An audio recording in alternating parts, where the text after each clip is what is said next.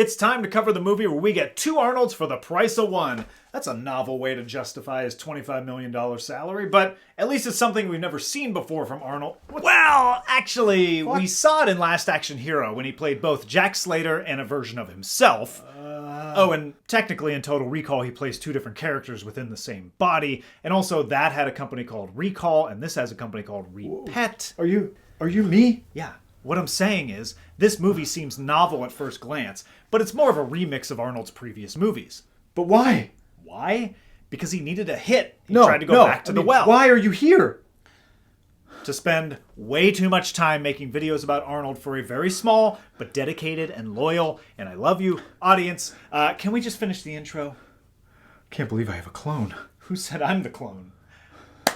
Arnold enters the 2000s with the spry, silly cloning movie. Come on, do it. Do it, clone. It's your only reason for existing. Come on.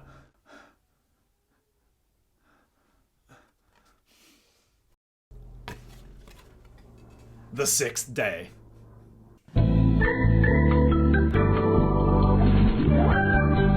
Hello, friends, and welcome back to Every Arnold Movie Ever, episode 27. And don't worry, I'm not keeping up the clone gimmick for the whole episode. We are in the second movie of what I'm calling Arnold's Triangle of Sadness, a triumvirate of failures that caused him to retreat to his golden goose before stepping away from movies altogether. And concrete proof that simply having the name Schwarzenegger above the title wasn't enough to power a movie in the early 2000s.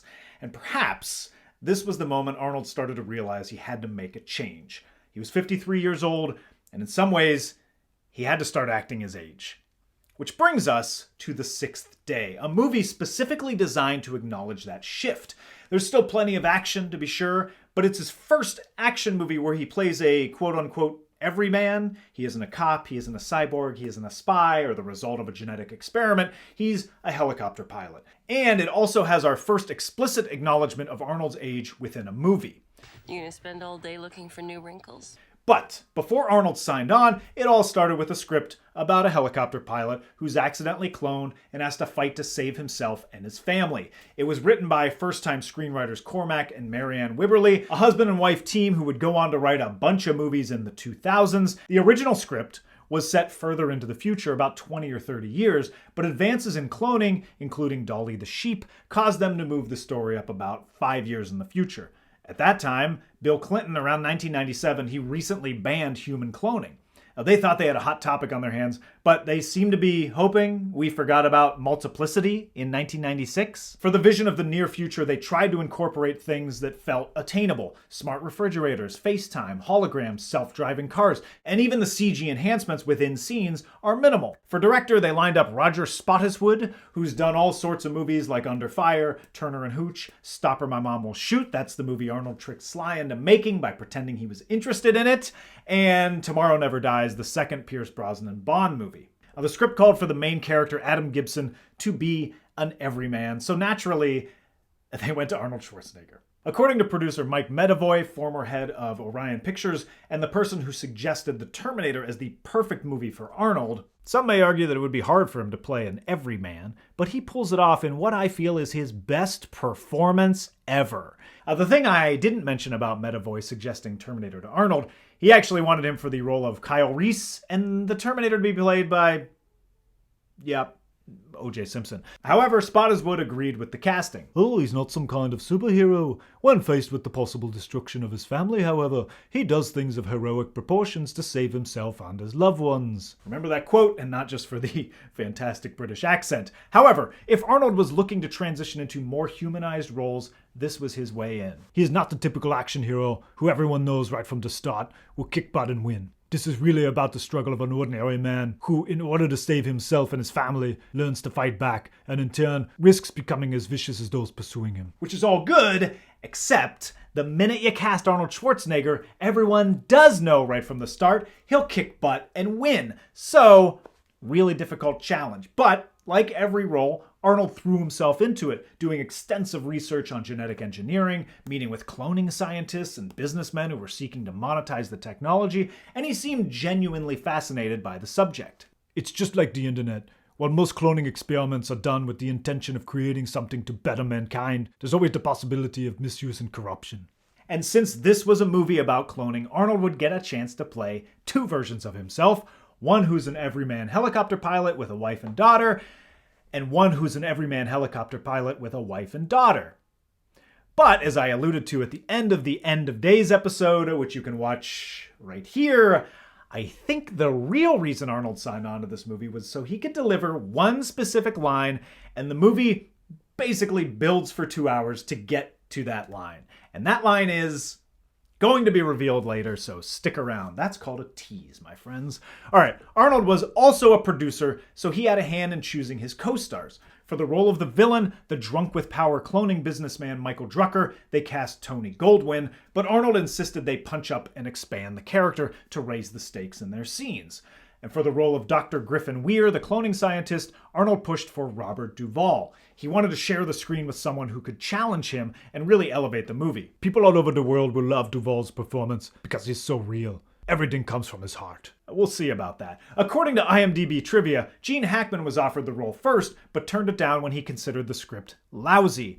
But I couldn't find a fact check on that. However, IMDb trivia also points out that the first 5 letters of Wendy Crewson and Terry Crews are the same. So I think it's safe to assume everything on there is true. Speaking of Terry Crews, this is his film debut, playing one of Drucker's cronies alongside Michael Rooker, Rodney Roland, and Sarah Winter. According to producer John Davison, the villains are basically comedic, but they had to be real enough to be threatening. Uh-oh. Comedic villains? And lots of them? In a movie that isn't going for comedy? Like True Lies? Bad sign. And speaking of comedy, what would an Arnold movie be without a comic relief sidekick? Let's go to the comedic sidekick roulette wheel, and no Belushis, no Belushis, no Belushis. Hey, Michael Rappaport. Production went smoothly with the exception of Arnold almost dying. While shooting a scene that occurs underwater, Arnold couldn't see because the water was milky. His stunt double Billy Lucas was watching, he knew something was wrong, and he pulled Arnold out of the water. Arnold had his life saved on the 6th day. But did the 6th day also save his career? Let's find out. We open with a true vision of the future, an XFL game. And right off the bat, things are weird. Not just because it's an XFL game and they thought that would last longer than one season. Although, I can tell you, a little bit of insider info here, having worked with Vince McMahon, the only reason he brought back the XFL in 2020 was because he loved the 6th day and wanted its vision of the future to be accurate.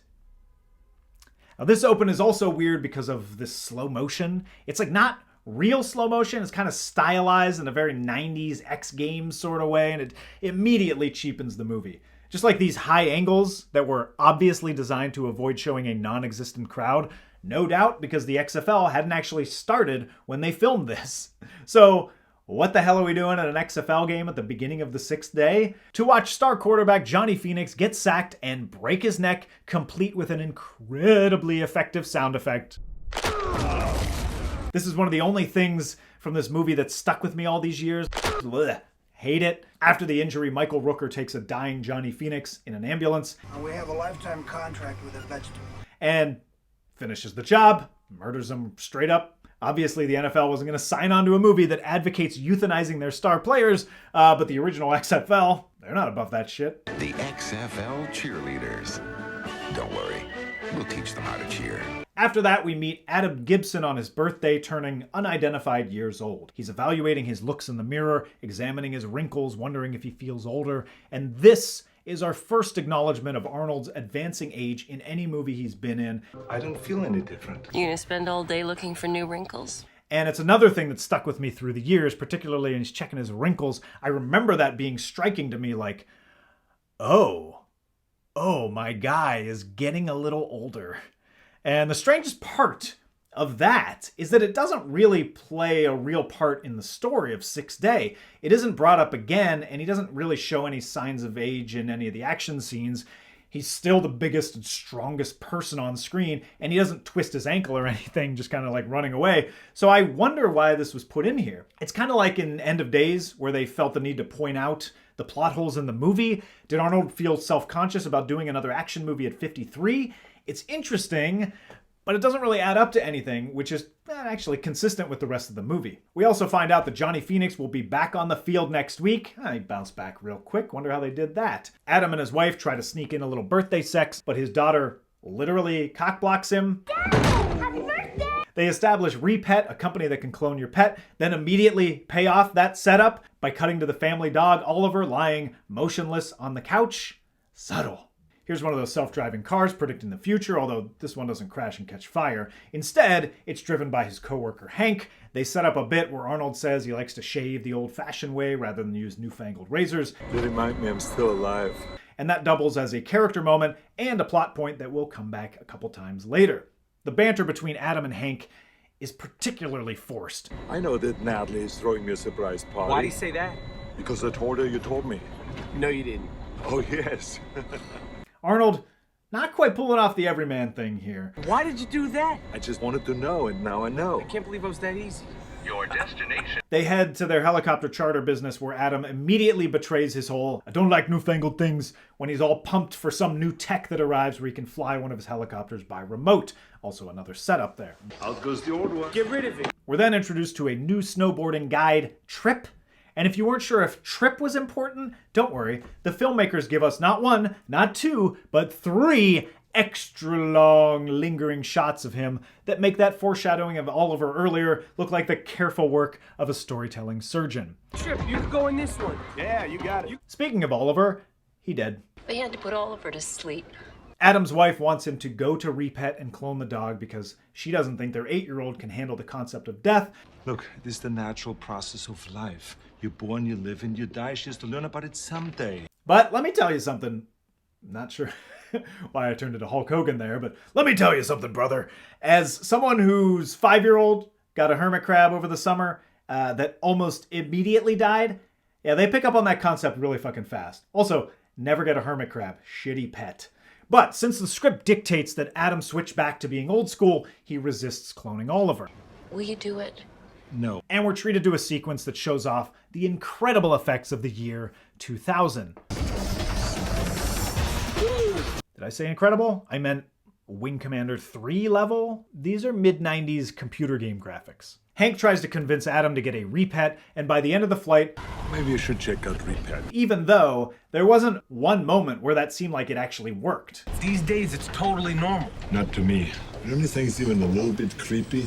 You had your cat cloned? They come back to you, cannot tell the difference. Bullshit. They sneak in another little, look how futuristic this movie is moment. Well, what does this guy think? He's the president? He considers her to be the world's second most important person.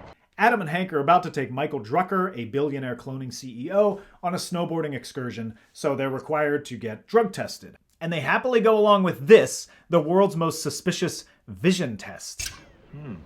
Hank suggests Adam enjoy his birthday and let Hank fly Drucker in his place. They specifically asked for Adam. The bodyguards can't tell the difference. They never got our names. And this decision is key to the entire movie, but also, despite all this technology and security, Drucker's people don't bother with photo IDs. No matter, there goes Drucker, and here comes Trip, looking like a pre-face tattoo Perry Saturn, for anybody who understands that reference.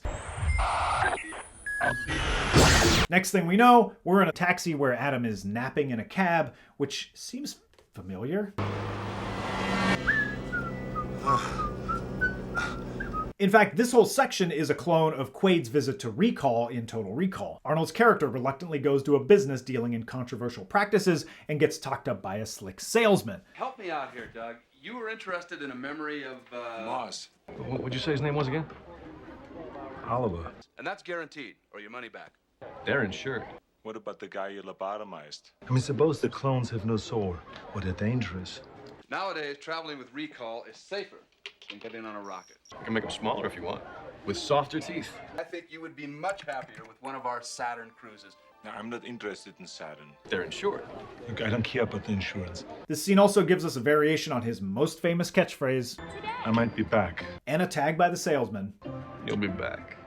And let's take a pause here to look at the evolution of I'll be back for a minute. At this point in his career, he said it as a straight line of dialogue 5 times. I'll be back. I'll be back. I'll be back. I'll be back. Stay here. I'll be back. The 6th time was in Last Action Hero, I'll be back. which was designed as a meta-reference that acknowledged its overuse. Ha! You did not gonna say that, did you? That's what you always say. Everybody keeps waiting for you to work it in. It's kind of like your calling card. And once you do that, you've done 2 things at once. Killed the catchphrase while getting the most comedic mileage out of its murder. That's it. I'll Be Back has lost all its power after that. So, from that point on, aside from one other movie in his career, I'll Be Back will be leveraged only as self-parody to, at best, mildly amusing results, and at worst, desperate and depressing results. I'll be back. You've been back enough. I'll be back. Yippee-ki-yay. Adam ends up saying no to the salesman because cloning is icky, but pops on over to a SimPal store which deals in only ickiness. He has no problem buying Cindy, a hilariously horrifying abomination masquerading as a children's toy. It's amazing how real this is. I know. Says Adam, who apparently has never seen a human being before. So instead of cloning Oliver, Adam takes this nightmare child home, and we get to the movie's central hook. Adam is already home.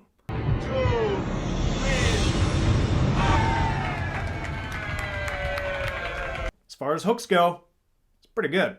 But before he can make the party super awkward, he's approached by Terry Crews and Fake Trinity, and they reveal that there's been a 6-day violation. A human was cloned. That human was you. Adam gets tased, which leads to more slow motion. Oops. And then we're introduced to 2 more henchmen, led by Michael Rooker. 4 henchmen! That's way too many! But maybe even more egregious, yeah, they're a bunch of bumbling idiots. Somehow Adam, the everyman, who was just tased mere seconds earlier, shakes that off, fights back, and ends up in a car chase. Car chase. Cool. It's not a cool car chase, Dime Store Steven Dorff. The car chase is substandard for Arnold fare, but it takes a turn when Adam, who, just as a reminder, is supposed to be an everyman like you and I, intentionally murders a man by running him over.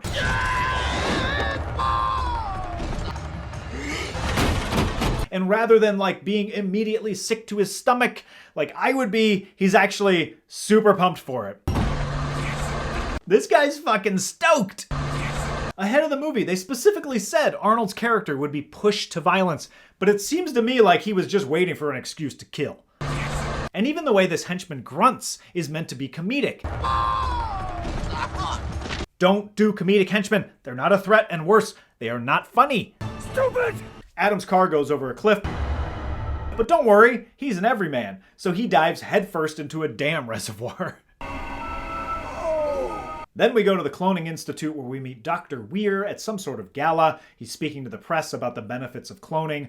Drucker, magically alive, takes over the press conference and talks about the positives of cloning. And for my Twin Peaks fans out there, Major Garland Briggs gets a 2-second cameo. It was one nasty hit you took last week. Don Davis got more screen time in Twin Peaks The Return, and at that point he was already dead for 10 years. Drucker sweet talks the senator trying to get him to legalize cloning because Drucker himself is a clone, while we learn Dr. Weir's wife is sick. Should I call Dr. Steven? Uh-oh, I think we have an Oliver situation on our hands. These transitions are killing me, and they're not even consistent throughout the movie. Was this shadow directed by McG? It's revealed that Dr. Weir reclones the cronies every time they die. They have a bunch of human blanks that they load up with their memories, and this stuff actually looks pretty cool. I love the concept of these blanks. They're super gross and very, very wet. But my question is, why even bother cloning these losers? They're totally inept, and it costs $1.2 million to do it every time. Wouldn't it be cheaper to just hire more effective henchmen? God damn it, son of a bitch! Especially since Adam basically traps himself at the police station when he tries to convince them there's a clone. Just wait in here. I'll come and get you as soon as we have some news. This guy can be easily caught. Just go get him. He waits a ridiculously long time. He had a good laugh when he read that.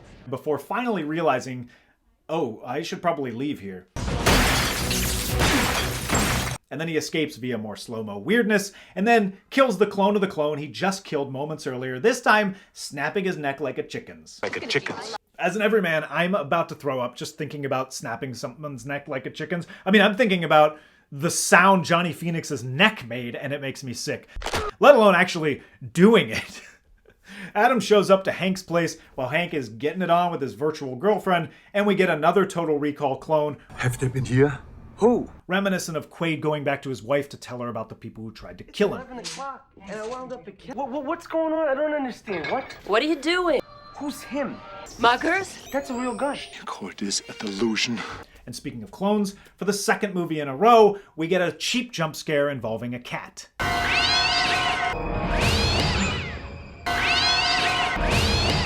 Adam takes Hank to his house to show him his clone. The shaving bit comes back. How do I know he's not you, and you're not him? You cut yourself shaving, right? All right, here. Okay, it's there. You're you. Then Adam the Everyman's solution to his clone problem is his solution to everything else. Murder. But he can't do it. We know this because we see that he can't do it, but also... I couldn't do it. Then his daughter finds him and we get some cute little cloning humor. You locked him outside. I'm so sorry, but I haven't been myself lately. Back at Hank's apartment, Adam and Hank just kind of hang out for a while. You want a beer? Before do-rag douchebag Trip busts up the chill hangage by killing Hank. And since our everyman is completely desensitized to violence, he has very little reaction to his coworker and best friend getting viciously eviscerated right in front of him. Is Hank sleeping on the floor again? Trip drives away in a VW Beetle. Of course someone named Trip drives a Beetle, but he doesn't get far. God forgive me. Then Adam expertly and remorselessly shoots off Michael Rooker's leg, followed by Finity's fingers. Classic everyman move. Adam realizes this isn't going to stop until he gets his life back, so he heads off to the cloning facility. That seems fast. Meanwhile, Dr. Weir's wife reveals she is a clone. Catherine died 5 years ago. And is sick and tired of coming back to life. She just keeps dying over and over again because Weir is bored. I need you so much. I need you. What am I to do without you? I want to die. You know what? I don't blame her. You have to wake up and you're married to this husk of a man. Duvall undersells every line and just kind of shuffles around the whole movie, going wherever people gently direct him. Blasé about performing completely unethical experiments to keep cloning a crew of morons. My generous read of this is that he's supposed to be so preoccupied with his wife dying over and over again that he just kind of lets everyone walk all over him. My critical read is that Duvall phoned it in. Weir discovers that all the clones have been implanted with diseases that keep their life expectancy short. Another thing that's going to come back later. Now, Adam infiltrates the facility using comedy. I've got to check that. Help yourself. But you might want to use these lower intestines. You can open it up. Just try not to breathe. Go ahead, you're cleared. We get another cute one-liner. I just dropped my pen. More thumbs today. And the clonies show up and realize Adam is using Finity's finger to gain access. Ma'am, I already have you logged in. But Adam still makes it to the inner sanctum. In fact, the employees are quite helpful. Can I help you? Can I help you? Weir, that lump of a human, simply gives him back his memories and then dumps some exposition on him. Vision test. Only it didn't test your vision, it took your sin coding. We cloned everyone. By the time we figured out you switched places, it was too late. Yeah, remember the world's most sus vision test? Anyway, it's still stupid that they cloned Adam Gibson without even looking at a picture of him. Meanwhile, even though Adam Gibson is in the building, Michael Drucker decides he needs a B plan. He has a wife and kid, right? Get them. We may need the leverage. The guy is right there. He's like 2 floors below you. If you want to end this, just kill him now. Don't go stealing his wife and kid just in case. They sneak in an Arnold staple. Get out. Then his wife and daughter get surrounded by dogs. It's the only thing keeping the dogs from tearing her apart. At least these dogs don't form a pyramid. Clone Adam witnesses the abduction, so now both Adams are after their family. Come Are on. you reporting a felony? Yes. Is the felony in progress now? Yes. Which leads to this big reveal. And you know it's a big reveal because they got this shitty slow motion again. Who the hell are you? And this meeting goes hilariously wrong. But we don't have enough time for you to be shocked right now. I need your help to get my family back. They are my family. I actually totally forgot about that. It was pretty funny. Adam sets up a meeting with Drucker, and then we get, finally, the 2 Adams together, hanging out, preparing bombs. And they're preparing bombs? Just like normal, everyman stuff? Well, guess what, everybody?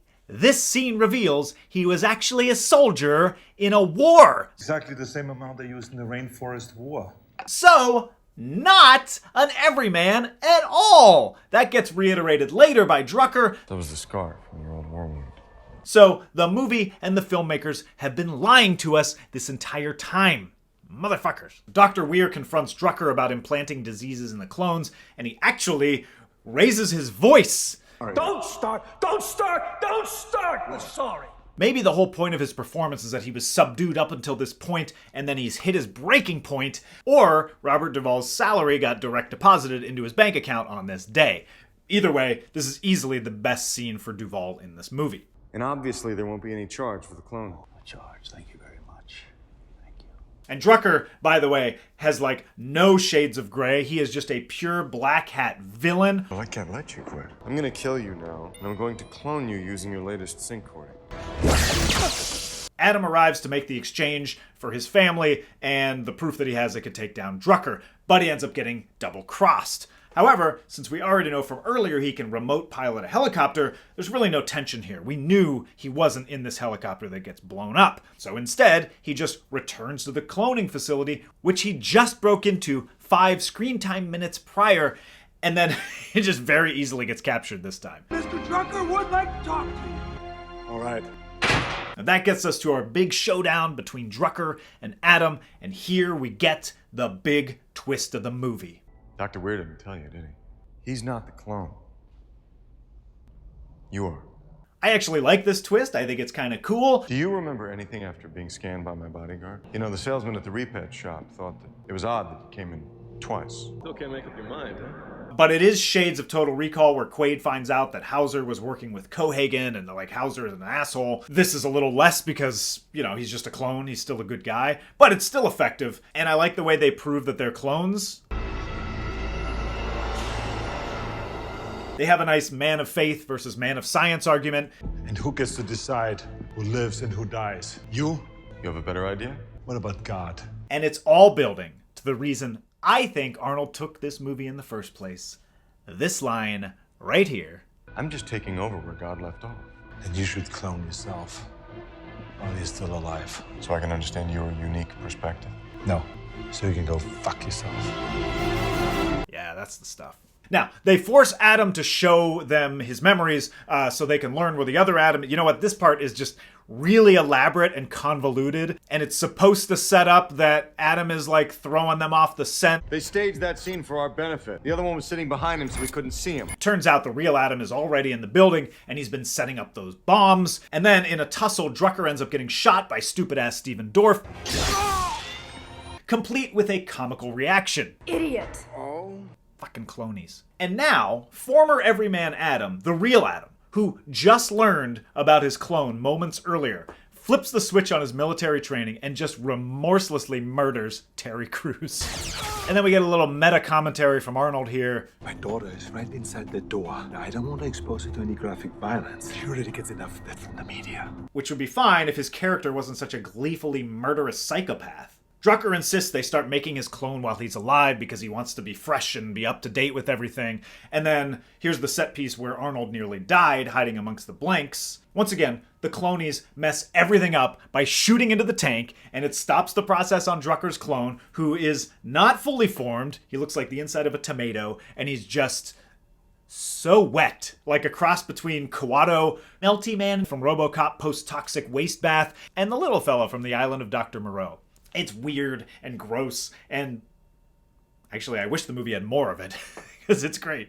Drenched Drucker treats the dying Drucker like a clothes rack. The clothes do not help. They don't make him any better or any less wet. Can somebody please grab this guy a towel? Drucker reveals that the Adam clone has a congenital defect. You want to know what you're going to die of? How long you've got to live?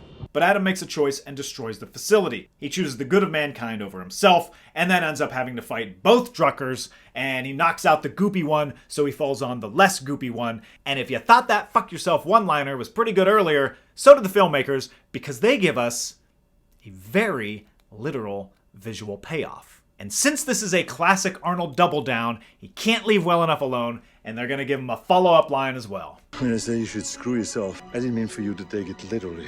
And obviously they used up their one fuck, so he had to say screw there. And it's similar to the I'll be back rejoinder in The Running Man. I told Killian I'd be back. I wouldn't want to be a liar. And the Commando rejoinder to I lied. What'd you do with Sully? I let him go. Did we need Arnold to point out that what we're seeing is a literal interpretation of his line to Drucker earlier? Of course not. But if you're gonna build your entire movie around one line, you'd better have a great payoff. And if you don't have a great payoff, just try and pay it off like 3 different times. Unfortunately, the movie just kind of keeps going after that. Like, that kind of should have been the end, but Drucker tries to kill both Adams again. This time, he comically plunges to his death.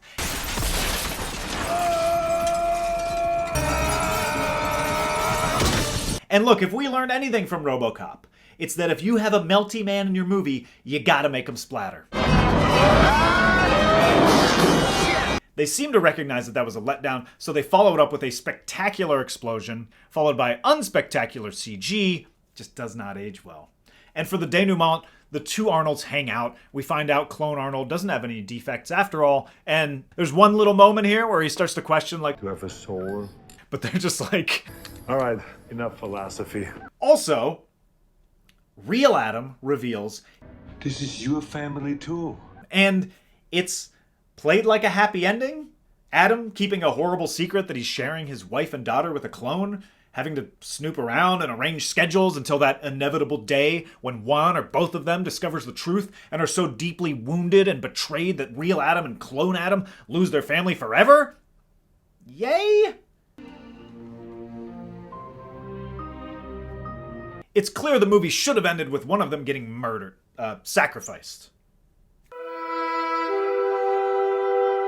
During the press tour leading up to the release, they tried to create buzz by claiming this could be Arnold's most controversial movie ever. Now, this was an attempt to garner some advanced interest in the movie. You know, one thing Arnold supposedly didn't want to do to court controversy was pose with a gun in the advertising. So, what did they put on the poster instead of Arnold with a gun? Arnold with his eyes completely covered. Seems like you'd want to highlight the fact that there are two Arnolds rather than obscuring your $25 million star's face, but sure, it won't affect the box office. The 6 Days reviews were not nearly as scathing as End of Days, 40% on Rotten Tomatoes, and some props for the movie's concept, but it got dinged for being a bit too formulaic of an Arnold action pick. Ebert, now paired with Roper, this is a slam-bang comeback vehicle for Arnold, the kind of movie that requires you to put on your seatbelt and sometimes your thinking cap. Yeah, I liked it too. I mean, it's not a great Arnold Schwarzenegger movie like Total Recall or Terminator 2, but it's a good Arnold Schwarzenegger movie, and it has some interesting, intriguing ideas. Can't help himself. He loves Arnold. I always remember being surprised by Ebert's 3-star review, and like, read it before I saw the movie, or at least saw the 3 stars, maybe I didn't read the whole thing, and was like, oh, all right, Arnold's back, baby. Arnold was not back. There was a lot riding on the 6th day after the laughably bad Batman and Robin and the underperforming End of Days. But like when the 6th day released on November 17th, 2000, another Arnold fall release like End of Days, it debuted in 4th place. It just couldn't compete with newcomers How the Grinch Stole Christmas and... Arnold lost to Rugrats in Paris. It was a $13 million take that ultimately ended its run at $34 million domestic. That's his lowest domestic gross since Conan the Destroyer all the way back in 1984.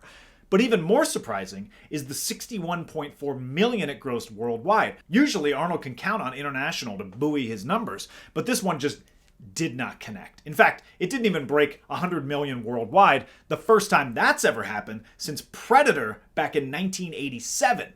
Audiences rejected the 6th day, and Arnold suffered his second box office setback in as many years. Here's what he said about it in his book. Yeah, he doesn't say anything. It's been forgotten to time by Arnold, by moviegoers, by the movie makers. Ain't nobody doing an oral history on 6th day.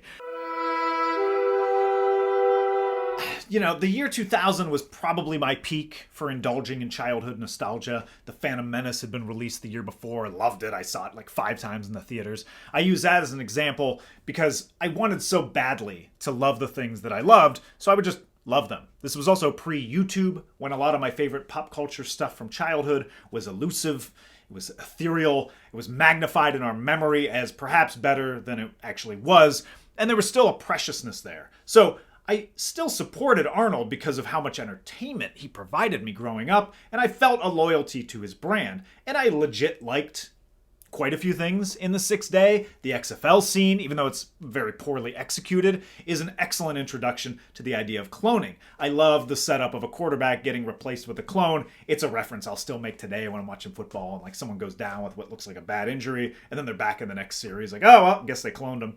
I like seeing Arnold back in the sci-fi genre, trying to engage in some interesting ideas. I was amused by the idea of two Arnolds interacting. I don't think they really capitalized on it as best they could, but that's mostly because he's the same character. There's no difference between the two.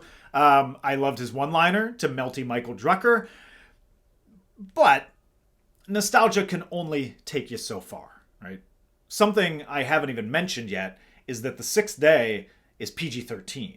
And I don't need every Arnold movie to be Total Recall violent, but that rating makes everything feel hedged in this movie. Or if I'm going to keep up my theory that Arnold only did the movie for that fuck yourself line and the payoff at the end, they toned down everything else and saved their one fuck for maximum impact.